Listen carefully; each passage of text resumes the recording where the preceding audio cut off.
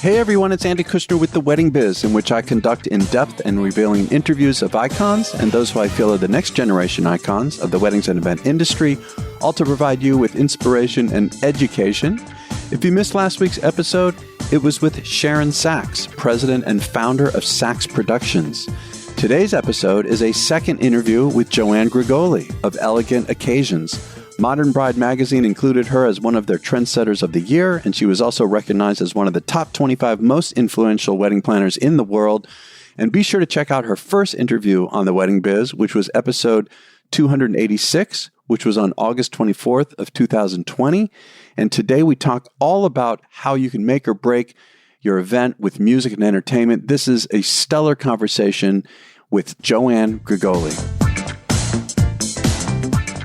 Hey, JOANN, it's so good to have you on the show again. Welcome back. Good to be here. Yeah, and when we last saw each other in person, which was when it was at a fam trip at Nemacolin in Farmington, Pennsylvania, and you were watching one of my bands, Sound Connection, and we had just such a great conversation afterward about, music and how entertainment can make or break a party. And so wanted to get on the line with you and get your take on it. And so how I want to start, what level of importance does music and entertainment have for any party relative to everything else? How do you feel about it? Well, I think that honestly that music kind of plays a huge role as far as setting the tone. So I think music should be thought through from the minute people arrive to the minute people leave, because I think it's part of the story and part of just the environmental feeling and the experience, really. Without music, there's no experience. What is your approach when you're getting ready to prepare for an event and you're talking to, either you're thinking about maybe we should start with that. And, I want to ask you too about how you like to communicate with the leaders, whether it's a DJ or a band or whatever it is of the entertainment company. But first of all, how do you go about deciding what kind of entertainment you need for a party? Like, what is your process? We try to determine their budget, right? So once you have a budget in mind, you're like, okay, our budget, say, whatever it may be, 10, 20,000, whatever it may come in at. And then you kind of talk them through it. Like, what do they see for their day? What do they feel? What do they see? What do they like? So you're trying to emit emotion when you talk to them, and you're trying to get them to give you input as to what they want the party to kind of, the tone it's going to take. So, and you walk them through it. It's like, okay, when people arrive, should we have violins playing, a harpist? I like to line the driveway with a bunch of violins for coming up to a mansion so that it creates this wow moment. I want music to be part of the wow, right? It should. And you're saying, see, this is a little bit different. Like I've done parties where they do it like you're talking about most of the time. The first time you hear music is at the wedding ceremony when people are entering. But you're talking about from the moment they arrive the venue. Yeah. I think that, we live our lives through music, right? Most of us remember where we had our first kiss, what our proms right. was. Right. All through music, right? All through music. So I like to hit them the minute they step out of the car. Like there's something happening at the steps of the church or the steps of the synagogue or the steps of the venue. And it's like this instant, like you transport them to someplace special. Yeah, like immediately, the moment that they arrive. I love that. That unfortunately, that's kind of unusual, but I love that you do it. So if you're starting it from the moment they arrive, I imagine that you're having a lot more than just ceremony, cocktails, reception. I mean, you've got, like, are you also doing transitions from the ceremony to the cocktail where as people walk, there's music from the cocktail? Like, how detailed do you get? How in depth do you go? I don't want a moment of silence. I think silence is deadly. I think that you just should keep them on the journey. I mean, we even, like, if we're transitioning from the end of a reception to an after party, I'll have the band create a line and lead them out to the next spot. So I just take the pieces and reuse them to transition them to, hey, follow the line. It could be, trumpets, horns, whatever, But I think it just makes for a fun moment. I think when you stop music, like boom, it's done. It's like boom, right? The party's over. But I think when when you're talking about a 5, 6, 7 hour day, I think music should be thought through the entire time. Personally, I think it just makes for a better party. Yeah. And I know that your style, like any really good planner designer, is obviously to get information about the couple, the families, in order to tell a story. And so how are you telling the story musically? Like, how detailed do you get? Well, we just did his 80th birthday party where we sat really deep dived into the man's life. So we knew that he loved like Beach Boys music and all this. So when people arrived, there were a cappella groups singing from the balcony the minute they entered the building. Oh, Actually, love it. it was transition outside. So it was outside, they heard them, then they came in, then they saw it, then they walked down a corridor, and there was a whole nother thing happening down there. There was never a moment where it was silent, ever, ever. And it was just transition throughout, and we scripted it. So it was like, okay, upon arrival, there's music playing outside, and then there's music in the balcony, and then you walk down the corridor, and there's another set of musicians, greeting people and, transitioning. So it was thought through like it would for anything, but it became so fun. It just brings it up. It just kind of pumps you up and makes you know that you're at a special place. Yeah. Well, let's take also the three main portions of any wedding. Again, there's the ceremony, the cocktail hour, the reception. And I understand what you're saying about music from the very beginning to the very end, and after parties and transitions and all of that, never have silence. For a ceremony, do you have any particular way, Joanne, of how you want music to go? There's that, as the prelude as people come in. Well, you have the prelude, right? So obviously you have the typical, you have the prelude where people are arriving and they're hearing music, waft through wherever we are. Then you have your processional, right? And that's dedicated songs that you've selected to walk down the aisle to. You may have musical interludes in between readings. And then, you have your recessional. So that's kind of how your ceremony transitions. And then you leave.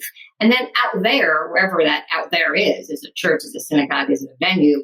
We always have something waiting. Is it bagpipers? Is it a harp? It's something. Singers, a cappella. But you know what? Can I back up for a minute? You made a really interesting point, which I don't see a lot at parties. You had said even music sometimes in between readings throughout the ceremony. I did this Catholic ceremony where they did allow music because they don't often do that. And it was like an hour and 45-minute mass. And I remember that the client was concerned about keeping everyone's attention during it. And so that's, I did something similar to what you're talking about. I said, let's have music like every 8 minutes or so or something, depending on how the liturgy is going and all of that. Where can it fit and what's appropriate to complement the moment, so that throughout this hour and 45 minutes, there's something to keep it more engaging for people. And that was how we did it. Yeah, what we've done, we've actually had a surprise choir come in. Where a choir walks down the aisle, and people gave us standing ovations because we had a choir leading. It was the most amazing, even for me. Yeah. And I love choirs. I've done LGBT choirs. I've done all kinds of choirs. Even in Jewish ceremonies, we've done choirs, right? And it just makes for a magical moment. And I think magic is what you have to infuse into your music. I do. I think it's magic.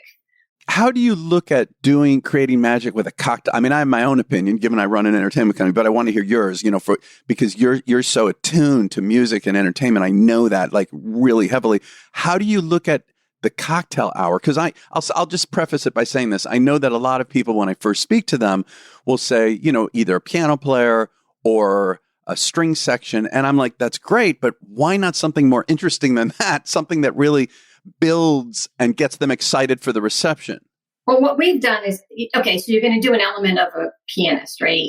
But I always back it with an amazing, maybe soprano singer dressed in a red gown that wraps around the piano. So it's a statement. Yeah. And you're like, oh my God. I just did an event for Party Sleep in New Jersey, and we had a welcome area, and we had flowers in this staircase, I guess. And what we did was we embedded a violinist dressed in this gorgeous gown as people entered, and planners were blown away. Like planners were like, oh my God, and I'm laughing. I'm like, you get them right at the beginning. You grab them. And even if it's cocktail, I mean, obviously cocktail is a moment where you don't want too much like loud music because people are trying to talk. So you have to be very aware of that, right? You can't make it like, like a big orchestra playing because people can't hear themselves in conversation. But if you make a moment such as a singer dressed dramatically or, something that's going to just make people turn and look and listen, then you've captured them. Yeah. So, all right. And then we come to the reception. Obviously, it typically 4 hours, dinner, dancing, that kind of a thing. Do you have any different kind of perspective on reception music? How do you look at that overall? Yeah, lately we're doing something called a dine through. So what it is here in New York, what we've been doing all over the country, really, we have people sit down and dine for like an hour and 15, the whole meal, right? There's no dancing. No dancing between courses. Right. But there's music. Okay. There's Billy Joel, there's Frank Sinatra, blah, blah. But then sometimes we'll bring in a crooner where it's a moment while you're enjoying your dinner and you're hearing something that brings you back, to old Hollywood or whatever. And we create moments during dinner. Okay. And people are blown away. They stand, they applaud. It's crazy what happens. And then right after that, that's when, after dinner has concluded, we open it with the cake cut and then we open the dance floor. And it's a kick-ass party for the next hour and a half, 2 hours, whatever you've, contracted. But I think it's a great way to really enjoy your music, immerse more talent, and then, really party on for the next couple of hours. I think it's a great way to run a party personally. I'm a big believer of that lately, and it seems to be what my clients are asking for. So I'm all in with that. I want to make sure that you're aware of 2 other shows that are on the Wedding Biz Network. First, The Business of Being Creative, hosted by founder and president of The Business of Being Creative, Sean Lowe. Sean's consulting firm is focused on providing practical advice to those in the business of being creative. Tune in every Tuesday to hear a new episode chock full of topics and advice for creative businesses. Also, check out the 2 seasons of Stop and Smell the Roses, hosted by the one and only lifestyle and event design expert, Preston Bailey. Preston speaks with such an honest voice. I know you're going to thoroughly enjoy hearing him on this unique platform. You can find both shows at theweddingbiznetwork.com or on your cell phone's podcast app for both The Business of Being Creative and Stop and Smell the Roses. What are some best practices that you expect from your entertainment? I expect them to dress well. Mm-hmm. Right. Because I've seen them not. I expect them to come fed if they can. That's interesting. So there's no moment during the entire night where you feed them. You show up having been fed. Yeah. Or we feed them before they start, right? We feed them before we start. Because I don't like to break and have them break, or I don't like, which my biggest pet peeve is when I find the band eating during cocktail hour, and I've seen them do it. I'm like, what? And there's no drinking. I don't like bands that drink. And I've had bands where the band leader standing there with a drink in his hand. Oh my God. I don't understand that. So you have to be aware of who you're hiring because every band is not the same. I don't care what anybody says. Every band is not the same. They all have different levels of, different levels of being, what's the word I'm looking for? Being authentic, at different levels of being professional. Some of them, you have to ask how they dress. And that's a strange thing to say. Yeah, I agree. One thing that I do is, at least with my premium acts in particular, is I want to talk. First, I want to find out the colors of the party because is there something the band can wear to complement, some kind of accents to complement the colors. But I also want to offer choices. Whether it's the planner I'm dealing with or the client. I want to give them options. What do you think of? Would you like the band in black tie? Would you like them to be real, colorful and dressy, sophisticated? Would you like them to maybe start in black tie and then change before the dance music? I mean, I love doing that, but I think it's important. As a planner, you want a band that is going to be able to adapt and exactly what you're saying. What outfits? What's the color scheme? What's this? What's that? And you don't want them dressed. I mean, I've had people, oh my God, dressed trashy. Yeah, I'll bet. And you're like, oh my God, can you get her off the stage? Yeah. Like, can you get her off the stage? So you really have to be aware of how they're dressing. It's a strange thing to say, but you have to ask. Yeah.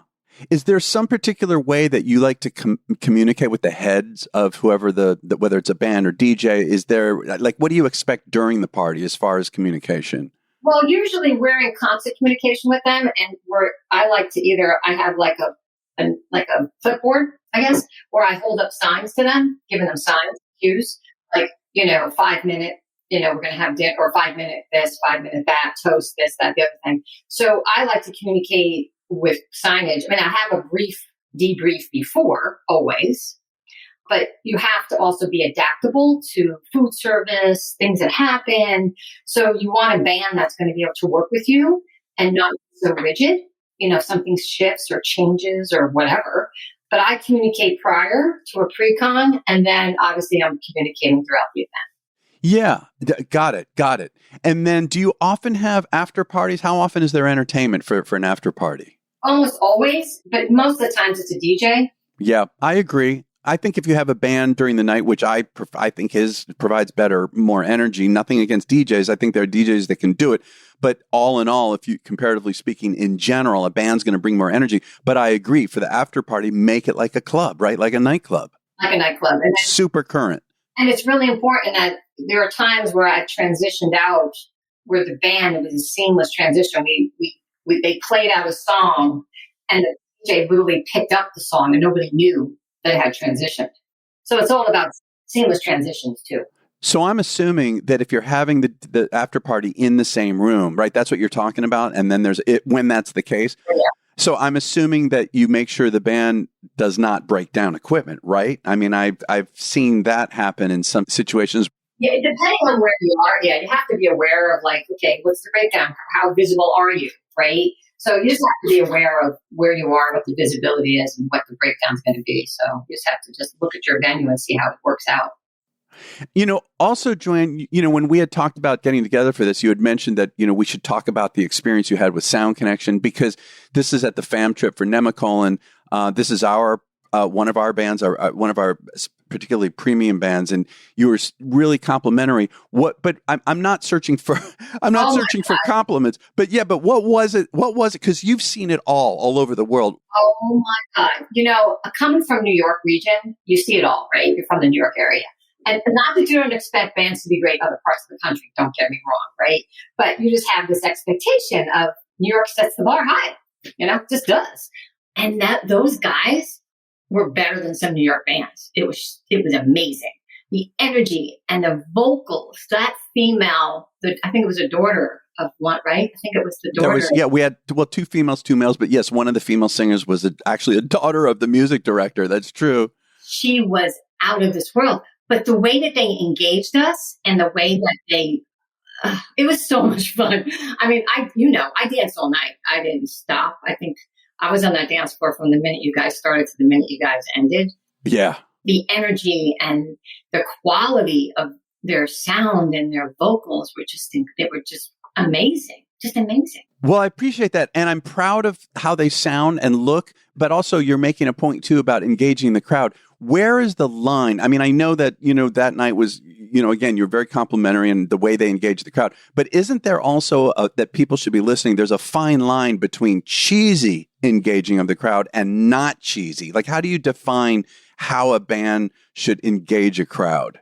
I think a band should read the crowd and engage when they're giving back, meaning they're at the stage, they're singing to the band, with the band, and now they're engaging with them, right? So there's an immediate connection. I think cheesy is when they go out and grab people who don't want to be grabbed. And they're like, oh, yeah, and so-and-so sing with me, or pulling them out of seats. That's cheesy. I think you should engage with the people that are on the floor and, interact with them, because they're already having a good time and they're the ones that are already, relating to the band.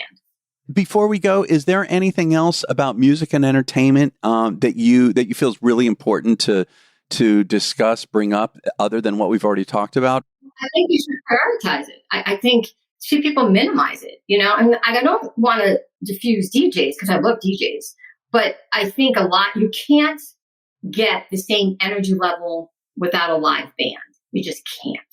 People ask me this all the time. And if you're going to be at like a museum, in the museum in DC, any museums that are massive, and you stick a DJ in there, it's like, what? Like you have to kind of form your music selection to the venue you're in, right? You don't want to stick like, the way I say this, it's a pimple on a camel, right? You're in, you're in the Building Museum in Washington, D.C., which is probably my most famous, and I love that. Yeah, it is. And you're going to put a DJ in there? Like what? So you want to size the band according to your venue as well as the size of your wedding. So don't lose sight of that, because the presentation is a big part of the band, the experience, right? You want that band to be part of the whole overall experience. You walk in and you go, oh my God, look at that, So it's all part of the visual too, and just people lose sight of that. Yeah. Well, Joann, this has been short and sweet, but full of fantastic information, and I really respect the work that you do. I think you're absolutely up there doing some of the greatest parties on the planet, and your attitude about it and the way you approach it, that's why I knew you were the one to bring on to talk about this. So I really appreciate your time for this. Thank you. Oh, my pleasure. Absolute pleasure. Thank you for listening to my conversation with JOANN GREGOLI. Be sure to check out her website, which is elegantOccasionsbyJoannGregoli.com. You can find her on Instagram at JOANN GREGOLI and on Facebook at Elegant Occasions Inc. And if you could share this with 3 good friends who you feel would benefit from this episode, because it then helps people find the show. And again, it's obviously a wonderful interview. Also, be sure to check out Preston Bailey's show, Stop and Smell the Roses, and Sean Lowe's show, The Business of Being Creative, both at theweddingbiznetwork.com or by the show name on your cell phone podcast app. And if you could follow The Wedding Biz, particularly on Instagram at The Wedding Biz, and we'll catch you next week.